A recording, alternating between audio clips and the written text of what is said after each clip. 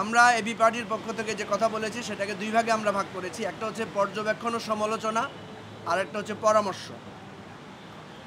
তো পর্যবেক্ষণ হিসেবে আমরা বলেছি যে আমাদের যে জাতীয় ঐক্যটা হওয়া দরকার ছিল, আমরা যে বিপদের মধ্যে ছিলাম শেখ হাসিনার আমলে, শেখ হাসিনার পতনের পরে আমরা দুই ভাগে ভাগ হয়ে গেছি। সেই ভাগটা হচ্ছে কেউ কেউ এটাকে একটা সুযোগ হিসাবে নিচ্ছেন এবং সেটাকে একটা প্রিভিলেজ হিসাবে নিচ্ছেন, আবার কেউ কেউ মনে করছেন যে আমাদের মধ্যে একটা অনৈক্য তৈরি হয়েছে, বিভেদ তৈরি হয়েছে। এই বিভেদের পেছনে সরকারের একটা দায় আছে, সেটা আমরা ওনাকে উল্লেখ করেছি যে শুরু থেকে আপনারা এই বিভেদটা দূর করতে পারতেন। উনি বলেছেন, কিছুটা উনি সেটা সম্মতি জানিয়েছেন এবং উনি বলছেন এখন থেকে রেগুলার আরও ঘন ঘন ইলেকশনের আগ পর্যন্ত উনি রাজনৈতিক দলগুলোর সাথে বসবেন। আমরা বলেছি যে আপনি শুধু বিপদে পড়লে, শুধু একটা ঝামেলা হলেই আপনি আমাদেরকে ডাকেন, এবং আমাদের অনেক কথা থাকে যে কথাগুলো আমরা আপনার এখানে বিশেষ করে বলতে পারি না, কারণ অনেকগুলো দল থাকি, আমরা 2-4 মিনিট করে কথা বলার সুযোগ হয়। আমি ওনাকে অনুরোধ করেছি, আপনি আমাদেরকে বলেছিলেন চিঠি লেখার জন্য, আমরা তো আপনাকে অনেকগুলো জিনিস আমরা জানিও, দুর্নীতির কথা আমাদের কাছে আসে, অনেক অনিয়মের কথা আমাদের কাছে আসে, অনেক ভুল আমাদের ধরা পড়ে, আমরা সেগুলোকে আপনাকে কীভাবে জানাবো? আমরা যদি আপনাকে চিঠি লিখি আপনি কি পড়বেন?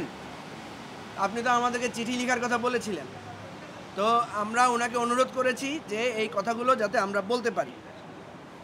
দ্বিতীয়ত আমরা বলেছি দুটা বিষয়ে ব্যাপক সংশয় আছে। একটা হচ্ছে সংস্কার আসলে ঠিকমতো হবে কিনা, আর নির্বাচন ঠিকমতো হবে কিনা। তো এই দুইটা বিষয় আপনাকে দূর করতে হবে, এবং দূর করার জন্য যেটা দরকার, অনেক রাজনৈতিক দল সেখানে সমালোচনা করেছেন যে সরকারের নানা বিমাতাসুলভ আচরণের কথা বলেছেন।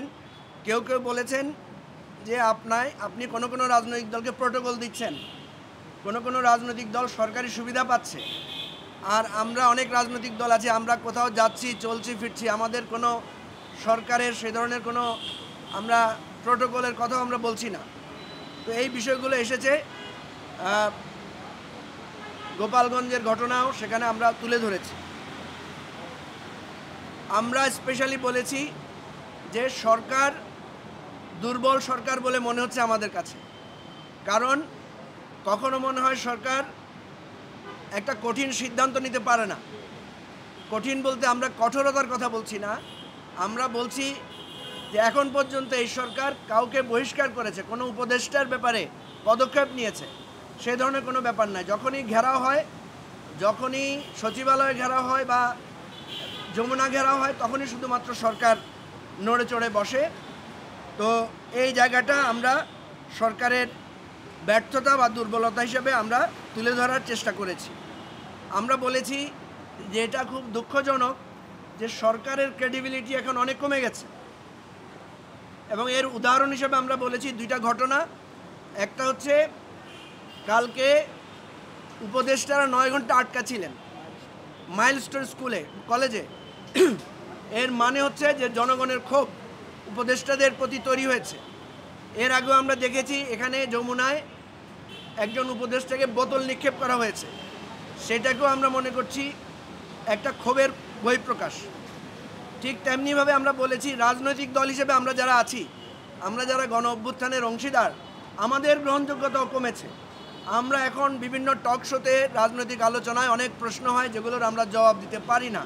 আমরা যে বাংলাদেশ 2.0 বা বাংলাদেশ একটা নতুন বন্দোবস্তর কথা বলি, অনেকে আমাদেরকে মুচকি হেসে বলে এটাই কি আপনাদের রাজনৈতিক বন্দোবস্ত? ঠিক তেমনিভাবে আমাদের ছাত্র আন্দোলনের যারা প্রধান নেতৃত্ব ছিলেন, যে সমস্ত ছাত্র নেতারা, তারাও এখন আস্তে আস্তে ক্রেডিবিলিটি হারিয়েছেন। আমরা আগে দেখতাম যে কোনো সংকট হলে আমরা দেখতাম সার্জিস আলম, হাসনাত বা এই ধরনের যারা মানে কি ফিগার ছিল, তারা গেলে সমাধান হতো। এখন আমরা দেখি না যে ছাত্রনেতারা এই ধরনের সিচুয়েশানে দৌড়ে যাচ্ছেন। কেন যাচ্ছেন না? তার কারণ হচ্ছে যে তাদের সেই গ্রহণযোগ্যতা কমেছে, এবং বিভিন্ন জায়গায় আমরা দেখছি যে তাদেরকে নিয়ে নানা ধরনের স্লোগানও হচ্ছে। তো এটা আমাদের কারোর জন্য কাঙ্ক্ষিত না। আমরা মাননীয় প্রধান উপদেষ্টাকে বলেছি যে আপনার এই জায়গাটা আমাদেরকে আপনি বিবেচনা করবেন। আরেকটা বিষয় আমরা বলেছি যে আমাদের উপদেষ্টারা যে মন্ত্রণালয়ের দায়িত্বে আছেন, ওনারা কেউ ওনাদের মন্ত্রণালয়ের বিস্তারিত কোনো ব্রিফিং করেন না। সব ব্রিফিং আমরা দেখি প্রধান উপদেষ্টার প্রেস উইং এই ব্রিফিংগুলো করেন, ওনাদের কাছ থেকে আমরা তথ্যগুলো পাই। আমরা অনুরোধ করেছি যাতে উপদেষ্টারা তার যার যার মন্ত্রণালয়ের জবাবদিহি এবং ওনাদের কার্যক্রমের বিষয়টা ওনারা আমাদেরকে তুলে ধরেন। সর্বশেষ আমরা 4টা দলের মধ্যে গতকাল যে 4টা দলকে নিয়ে মিটিং হয়েছে, বিএনপি, জামাত, ইসলামী আন্দোলন এবং এনসিপি, আমরা সুনির্দিষ্টভাবে ওনাকে উল্লেখ করে বলেছি যে এই 4টি দল একে অপরের বিরুদ্ধে হিংসাত্মক এবং উস্কানিমূলক বক্তব্য দিচ্ছে। এটা একটা গণতান্ত্রিক অধিকার, কোনো সন্দেহ নাই, কিন্তু এই উস্কানিমূলক বক্তব্যের মাধ্যমে টেন্স ক্রিয়েট হচ্ছে। এই টেন্স যদি ক্রিয়েটেড হয় তাহলে আমাদের নির্বাচন সুষ্ঠুভাবে করার সংশয় দেখা দিবে।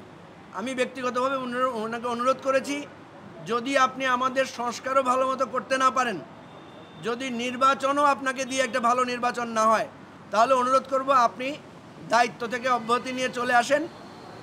আমরা যারা সংস্কার চাই, আমরা যারা নতুন বাংলাদেশের অভিপ্রায় চাই, যে অথরিটির আন্ডারে ইলেকশন হবে আমরা আপনাকে সামনে রেখে সেটার দাবিতে ইলেকশন করতে চাই।